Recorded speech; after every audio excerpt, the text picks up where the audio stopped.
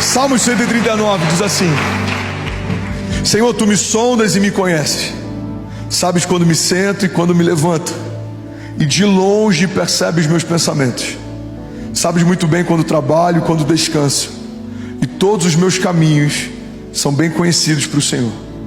Antes mesmo que a palavra me chegue à língua, tu já conheces inteiramente. Tu me cercas por trás e pela frente, e pões a tua mão sobre mim. Tal conhecimento é maravilhoso demais, está além do meu alcance. É tão elevado que eu não posso atingir. Para onde eu poderia escapar do teu espírito? Para onde eu poderia fugir da tua presença? Se eu subir aos céus, lá estás. Se eu fizer a minha cama na sepultura, também lá estás. Se eu subir com as asas da alvorada e morar na extremidade do mar, mesmo ali a tua mão direita me guiará e me susterá. Mesmo que eu dissesse que as trevas me encobrirão e que a luz se tornará noite ao meu redor, verei que nem as trevas são escuras para ti. A noite brilhará como o dia, pois para ti as trevas são luz. Tu criaste o íntimo do meu ser e me teceste no ventre da minha mãe. Eu te louvo porque me fizeste de modo especial e admirável. As tuas obras são maravilhosas, disso eu tenho plena certeza. Os meus ossos não estavam escondidos de ti, quando em secreto fui formado e entretecido como nas profundezas da terra.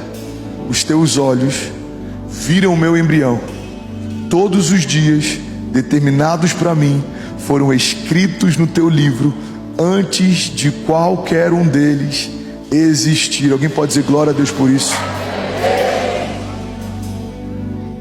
Esse último versículo, pode até deixar aqui na tela, por favor. Ele gera paz para muita gente, mas ele deixa muita gente em crise também. Quantas vezes eu já fui questionado sobre o livre-arbítrio, sobre essa relação entre o livre-arbítrio e a soberania de Deus. Como que Deus estabeleceu todas as coisas para mim e ainda assim eu tenho liberdade? Se tudo já está definido, tem pessoas que caem na graça justamente por ter um entendimento equivocado a respeito dela. Se tudo já está definido, eu posso ter a conduta que for, eu posso caminhar do jeito que for, e vai acontecer o que Deus já desenhou para que acontecesse.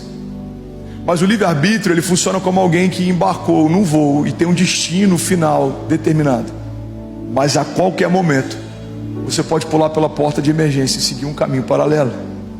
Se você estiver onde Deus te estabeleceu, se você fizer o que Deus te pediu para fazer, vai se cumprir o que Deus já desenhou a teu respeito.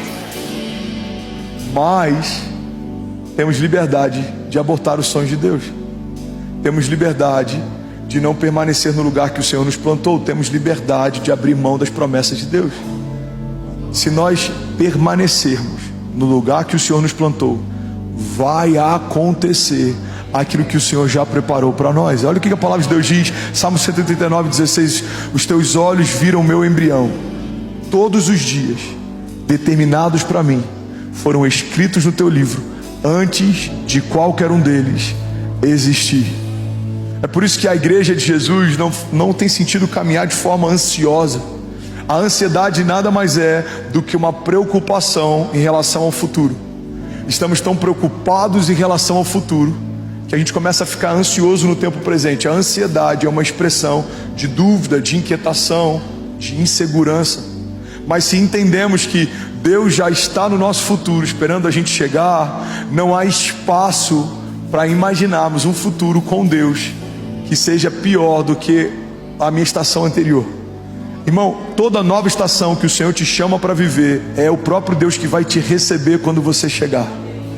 E essa é a garantia de que o nosso amanhã vai ser melhor do que hoje. Eu não estou dizendo que vai ser mais fácil, eu não estou dizendo que todas as coisas vão acontecer no nosso tempo, mas eu preciso ter a firme convicção de que se o Senhor está na próxima estação que eu vou entrar, essa próxima estação vai ser marcada por sinais e maravilhas. Essa estação vai ser marcada por provisão sobrenatural. Por quê? Porque é isso que eu posso esperar de Deus, é isso que Ele carrega. Ele é o Deus da provisão, Ele é o Jeová Jireh, Ele é o Jeová Rafa, Ele é o Deus que cura, Ele é minha justiça, Ele é minha bandeira, Ele é minha confiança, segurança, Ele é o meu torre forte, Ele é o meu refúgio, Ele é minha fortaleza, Ele é minha garantia. É Ele quem fala a coisa a meu respeito quando ninguém ainda falava. É Ele quem tem pensamentos de paz mesmo que inimigos possam me cercar. É Ele quem me guarda, é Ele quem me protege. Eu estou escondido debaixo das suas asas. Então, se eu creio que Deus me chamou para uma nova estação, eu sei que o meu amanhã vai ser melhor que hoje.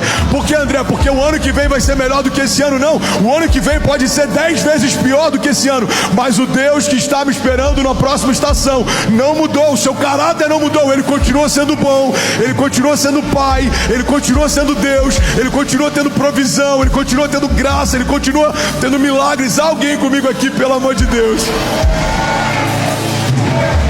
Improváveis aos olhos dos homens não são improváveis aos olhos de Deus. Deus já desenhou coisas a seu respeito. Não estava nos meus planos Alphaville até 2022, mas já fazia parte dos planos de Deus. Não estão nos meus planos os próximos 10 anos, mas já fazem parte dos planos de Deus. O Deus que já via a Cécia antes da Cécia nascer, o Deus que já conhecia o bem antes do bem nascer, o Deus que já se relacionava com a Chloe antes da Chloe nascer, é o Deus que fez o André antes do André nascer, é o Deus que gerou a Kézia antes da Kézia nascer. Quando uma família se estabelece, é uma expressão de um projeto de Deus que já existia. Deus viu você, Deus vê você. Pega isso aqui, irmão, em nome de Jesus. Deus viu você, Deus vê você. Agora, improváveis precisam aprender a lidar com dores de crescimento. Improváveis precisam lidar com indiferença. Todo improvável ele é subjugado. Todo improvável, em muitos momentos, ele é deixado de lado. Ele enfrenta momentos de invisibilidade. Ele enfrenta momentos de indiferença. Ele enfrenta momentos de comparação. Só que se você pegar uma semente, você vai perceber que a estação mais poderosa que uma semente vive é uma estação de invisibilidade. Quando a gente planta uma semente na terra e a gente não consegue mais enxergá-la, é nesse lugar que uma explosão vai acontecer. Tudo que acontece com uma floresta, um dia passou por uma estação de invisibilidade, quando aquilo tudo era apenas uma semente. Tudo que está sendo gerado em secreto, em algum momento se torna público. Tudo que Deus está falando com você quando ninguém ouve, em algum momento Ele vai falar a teu respeito para que todos possam ouvir. Jesus, quando é batizado, uma voz do alto diz: esse é o meu filho, em quem eu tenho o meu prazer. Aquilo que ele ouvia no seu íntimo, agora toda a criação ouve. Você está comigo? Diga amém. Então entenda isso, ser o improvável de Deus significa enfrentar estações de indiferença na terra. Os irmãos de José não achavam o máximo os sonhos de José. Os irmãos de Davi não acharam o máximo a unção de Davi. A família de Abraão não achou o máximo o chamado de Abraão. Se você é improvável, entenda, não são só flores.